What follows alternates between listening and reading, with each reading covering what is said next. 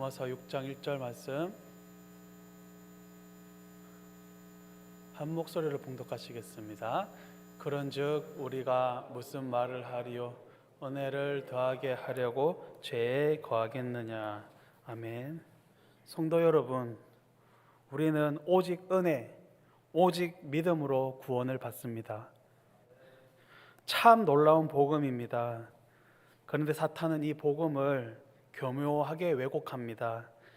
어차피 예수님이 나의 과거, 현재, 미래의 죄까지 다 용서하였으니 조금 죄를 지어도 괜찮지 않을까? 또 회개하면 되지 않을까? 오히려 제가 더한 것에 은혜가 넘친다고 했으니 죄를 지어도 되는 것 아닌가?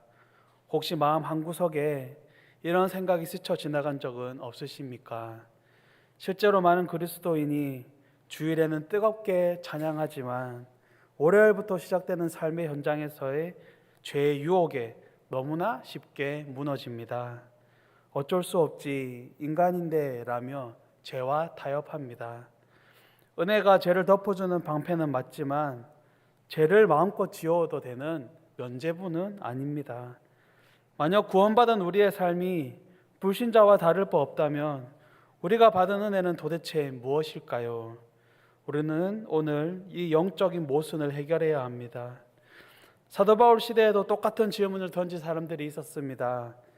바울이 하나님의 은혜를 깊이 설명하자 어떤 이들은 그럼 은혜를 더 많이 받으려면 죄를 더 지어야 하겠네? 라는 황당한 주장을 했습니다. 이에 대해 바울은 2절에서 절대 그럴 수 없다라고 단호하게 말합니다. 바울은 은혜를 깨달은 자는 절대로 이전의 죄의 삶으로 돌아갈 수 없다고 말합니다. 우리는 예수님을 믿고 구원받았다고 고백하면서도 왜 자꾸만 똑같은 죄에 넘어질까요? 일주일 동안 치열하게 살다가 주일에 와서 회개하고 결단하고 눈물로 기도하지만 왜 교회 문을 나서는 순간 밀려오는 세상의 유혹 앞에서는 이토록 힘없이 무너질까요? 많은 분이 영적 모순 앞에서 괴로워하며 스스로를 자책합니다.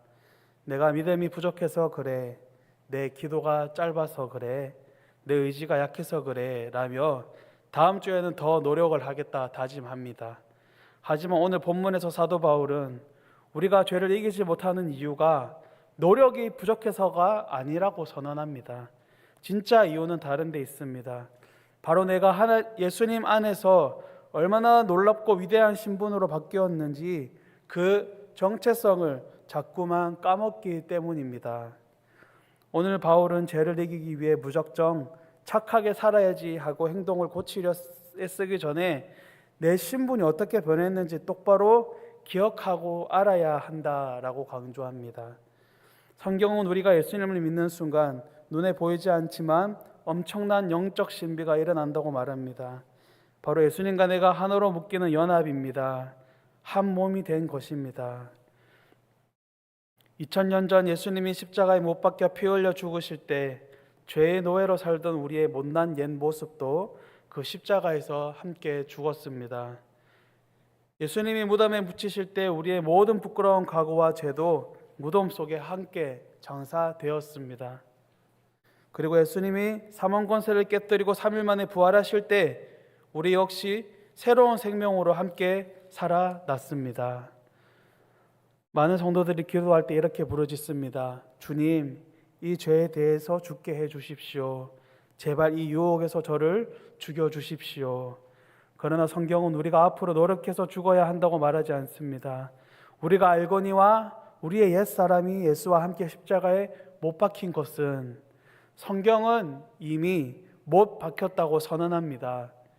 전쟁은 이미 끝났고 사탄의 권세도 완전히 끝이 났습니다. 우리는 이미 죄에서 해방되었습니다. 자유인에게 지금 필요한 것은 옛 주인과의 싸움이 아닙니다. 나는 이제 당신의 노예가 아니야. 내 신분은 자유인이야 라는 해방의 사실을 똑바로 기억하고 선포하는 것입니다.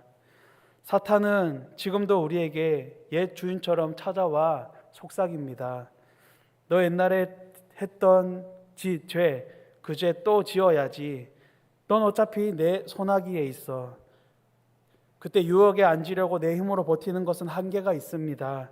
가장 강력한 영적 무기는 이미 승리한 나의 신분을 믿음으로 외치는 것입니다. 사탄아 떠나가라. 내 옛사람은 예수와 함께 이미 십자가에 죽었다. 너는 나에게 명령할 아무 권리도 없다.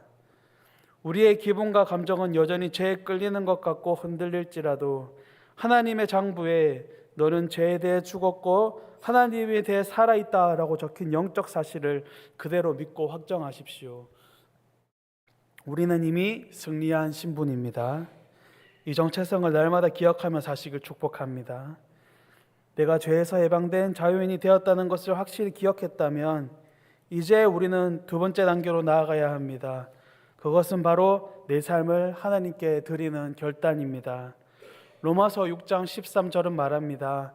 또한 너희 지체를 불의한 무기로 죄에게 내주지 말고 오직 너희 자신을 죽은 자 가운데서 다시 살아난 자 같이 하나님께 드리며 너희 지체를 의의 무기로 하나님께 드리라.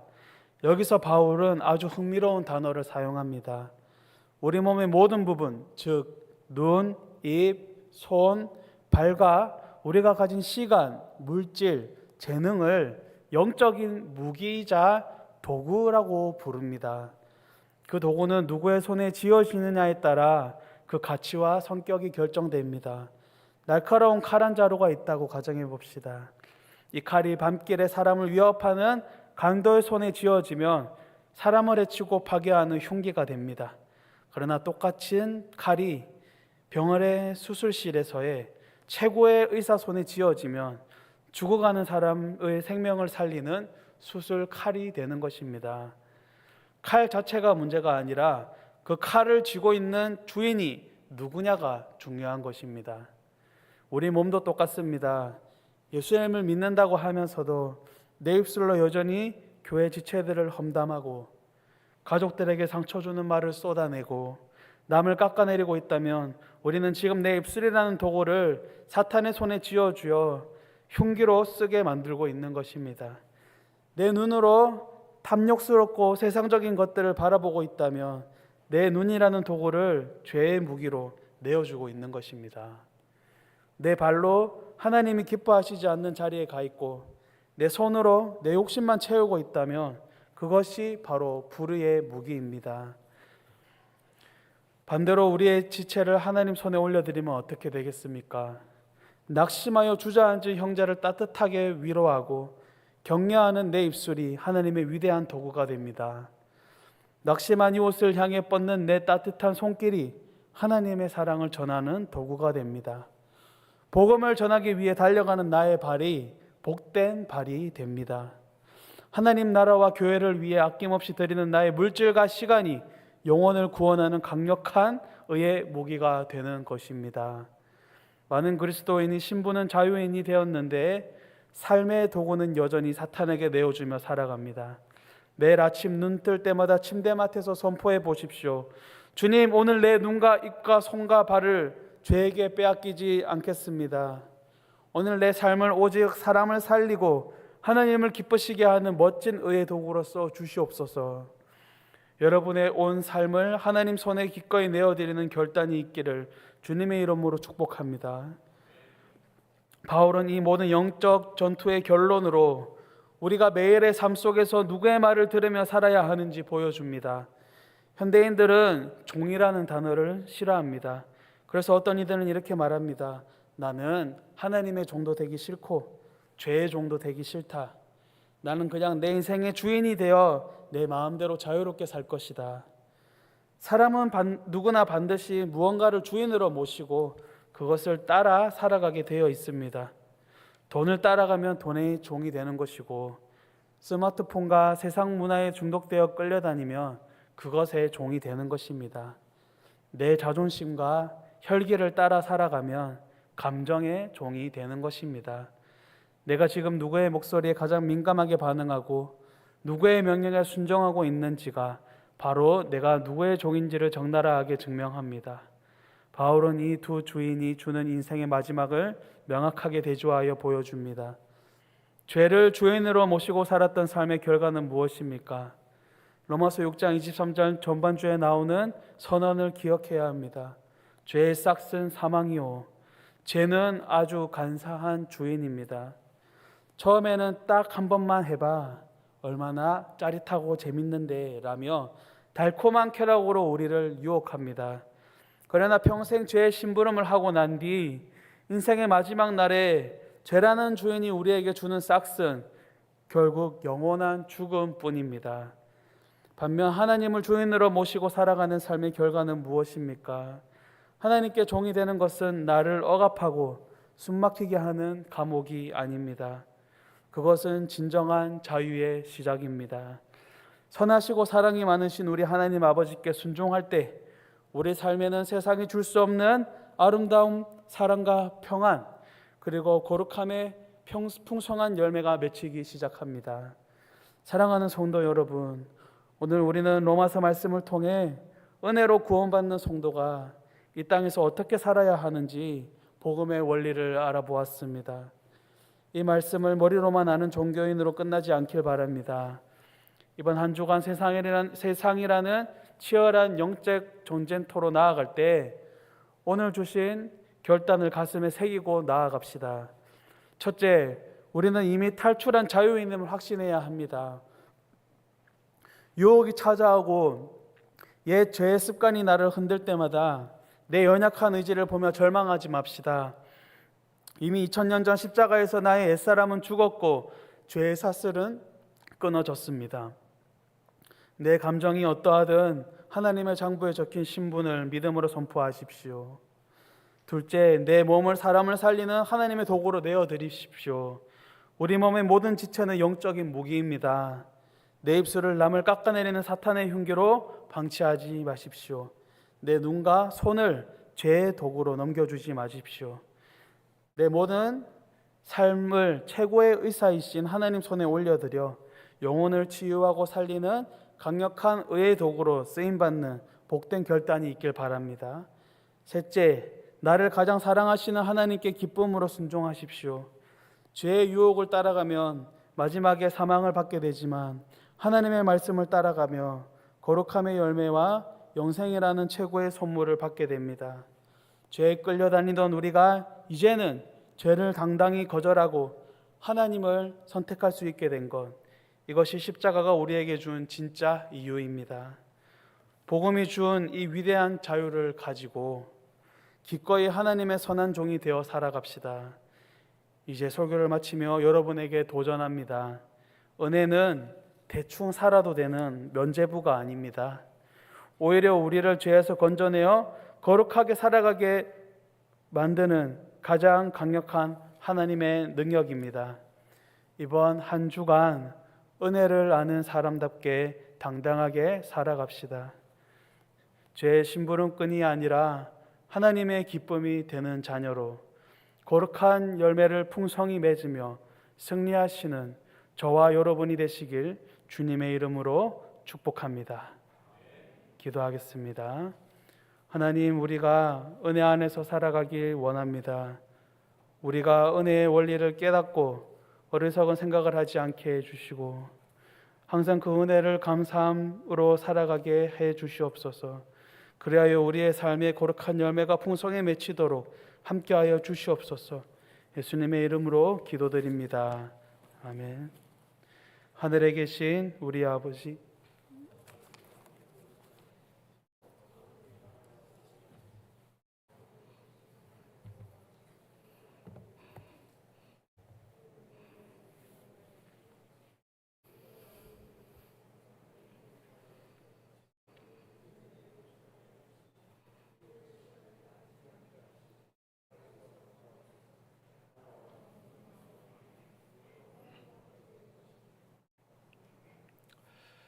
이 시간에는 우리 여름 성경학교 영상 보고 받는 시간 갖도록 하겠습니다. 당회원들은 대리 당회장님 모셨습니다. 지금 당회실로 가서 임시 당회해 주시고 자리를 잠깐 정돈을 해 주시고 우리 영상 보고 먼저 받도록 하겠습니다.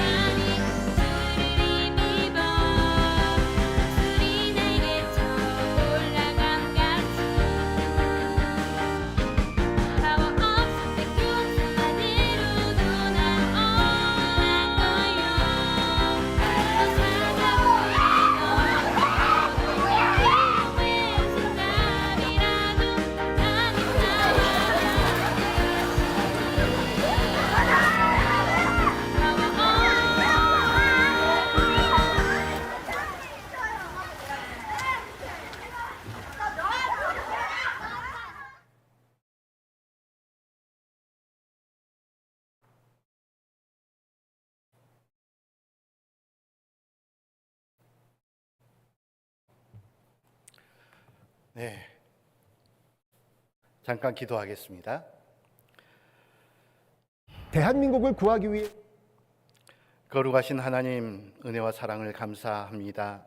무더위 가운데서도 우리 새창원 교회 학교를 사랑하여 주시고 순복음 소업교회와 함께 연합 여름 성경학교를 갖게 하시니 감사합니다. 열악한 환경 가운데서도 주님께서 함께 힘을 모으게 하시고 연합하여 선이 되게 하시니 감사합니다.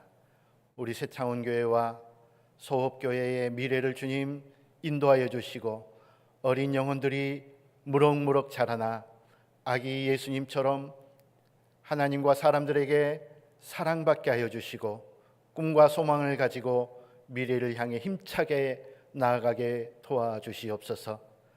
더 많은 교사들을 세워주시고 더 많은 학생들을 보내주시오며 기도와 후원 속에 영원토록 우리 새창원 교회가 부흥성장해가는 밑거름이 되게 하여 주시옵소서. 예수 그리스도의 이름으로 기도드리옵나이다.